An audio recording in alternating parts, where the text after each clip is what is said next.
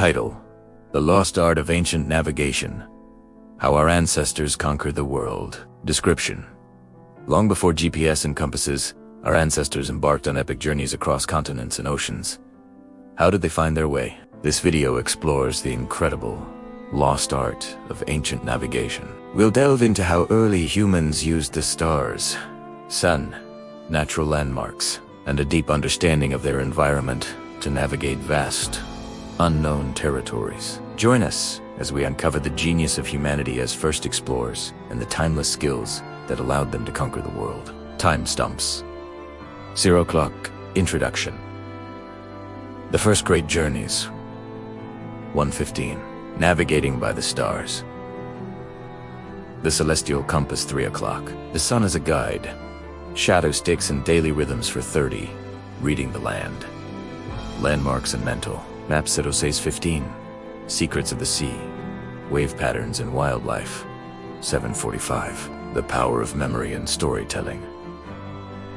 9 o'clock. The legacy of ancient navigators. Imagine standing on an open plain, thousands of years ago. There are no roads, no signs, no maps. In every direction, the world is a vast, untamed wilderness. Yet, our ancestors didn't just survive here. They thrived. They explored, migrated, and populated nearly every corner of our planet. They crossed continents, sailed vast oceans, and settled new lands. But how? How did they navigate these incredible distances without a single piece of modern technology? This is the story of one of humanity's greatest forgotten skills, the art of ancient navigation. For millennia, we lived as nomads, hunters, and gatherers, moving with the seasons, following animal herds, and seeking new resources was essential for survival. This wasn't aimless wandering. It was purposeful, calculated movement. The first great human migrations out of Africa were some of the most ambitious journeys in history. These weren't just short trips. They were multi-generational epics that spanned thousands of kilometers. And it all started by looking up. Long before telescopes and star charts, the night sky was the first universal map. Every night, the predictable, rhythmic dance of the stars provided a reliable compass. In the northern hemisphere, one star remained almost perfectly still, while all others appeared to revolve around it. Polaris, the North Star. By finding Polaris, you could find true north, no matter where you were. This was it gave travelers a fixed reference point, a celestial anchor in the dark wilderness. But finding the North Star wasn't always easy. Early navigators had to learn the constellations. The Big Dipper, with its distinct ladle shape, was a crucial guide. The 2 stars at the end of its bow point directly to Polaris. In the southern hemisphere, where the North Star is invisible, navigators used other celestial cues. The Southern Cross constellation points towards the South Celestial Pole. By learning to read these star patterns, our ancestors could maintain their direction through the darkest of nights, turning the vast, intimidating cosmos into a familiar, trustworthy guide. The sky wasn't just beautiful, it was a tool, a map, and a clock, all in one. When the sun rose, a different set of techniques came into play.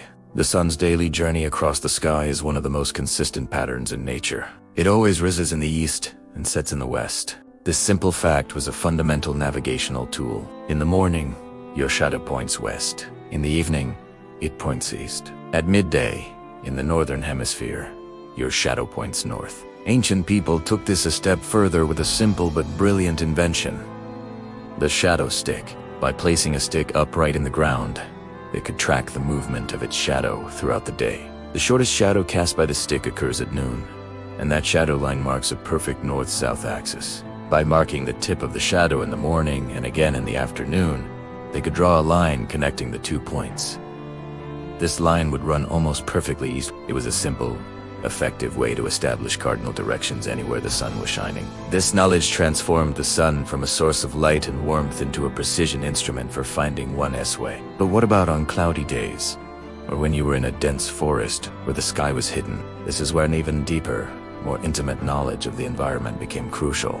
Ancient navigators were masters of reading the land itself. They created detailed mental maps of their surroundings, memorizing the shapes of hills, the curves of rivers, and the locations of unique rock formations. These landmarks served as waypoints on their journeys. A distinctively shaped mountain could be seen for miles, acting as a beacon guiding them home or toward a new destination. This wasn't just about remembering big landmarks. It was about noticing the subtle details. For example, in many regions, prevailing winds cause trees to grow in a slightly asymmetrical way, or they might cause sand dunes to form in predictable patterns. Moss often grows more thickly on the shadier side of a tree, which in the northern hemisphere is typically the north side. Rivers almost always flow downhill towards larger bodies of water, like lakes or the ocean. By combining these small observations, our ancestors built a complex, multi-layered understanding of their environment. Every feature of the landscape, from a mountain peak to a patch of moss, was a clue in the great puzzle of navigation. Now, let's take to the seas. The settlement of the Pacific Islands is perhaps the most astounding navigational feat in human history.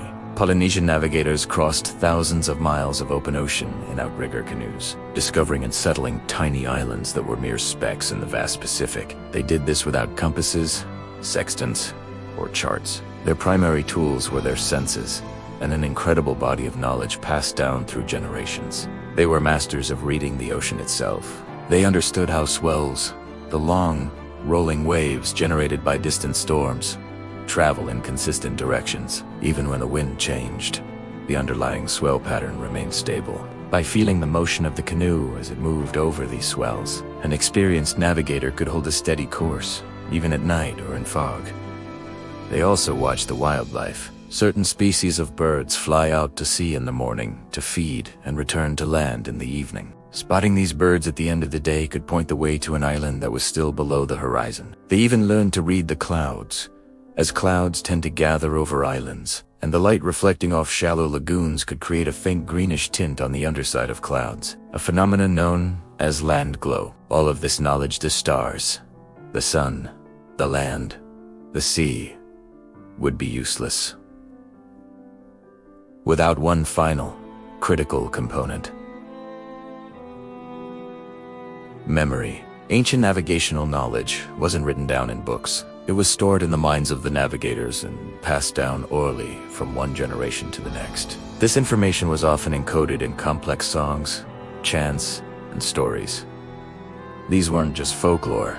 They were intricate mnemonic devices. A song might describe the sequence of stars to follow on a particular voyage. A chant could detail the patterns of swells between two islands. A story might recount the landmarks on a long overland journey. These oral traditions were the libraries of ancient cultures. They ensured that vital navigational knowledge was preserved with incredible accuracy over centuries. Young apprentices would spend years, even decades, memorizing these songs and stories, learning to see the world through the eyes of their ancestors. This communal memory was the glue that held their navigational systems together, allowing them to perform feats that seem almost superhuman to us today. So, the next time you use your phone's GPS to find your way, take a moment to remember these first explorers. They didn't have satellites or digital screens.